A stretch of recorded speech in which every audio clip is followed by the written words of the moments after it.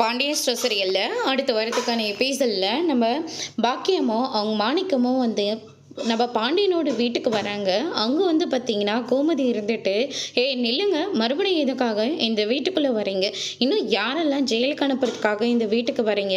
நான் இந்த வீட்டுக்கு வருவேன், அதுக்கான உரிமை எங்கள் எல்லாருக்குமே இருக்குது. உங்கள் பையன் என் பொண்ணை கல்யாணம் பண்ணிக்கிட்டு வந்துட்டு ஒரு பொண்ணை கூட்டிக்கிட்டு ஊரெல்லாம் சுற்றிக்கிட்டு இருக்கான், அது உங்களுக்கு தெரியுமா? அப்படின்ற மாதிரி சொல்லிடுறாங்க. இதை கேட்டோன்னே பாண்டியனும் கோமதியும் பயங்கரமாக ஷாக் ஆகுறாங்க.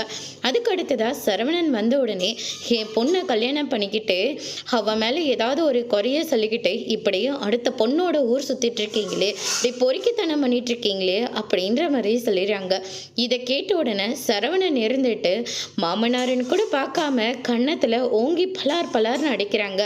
தங்கமயில் வந்த உடனே, அப்பா என்னப்பா இதெல்லாம், மாமா எதுக்காக என் அப்பா அடிக்கிறீங்க அப்படின்ற மாதிரி சொல்லிடுறாங்க.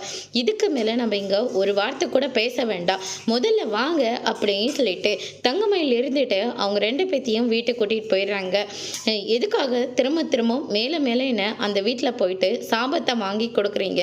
என்னை அசிங்கமாக அவங்க பேசுகிறாங்க, போதும் இதோடு நிறுத்திக்கலாம்.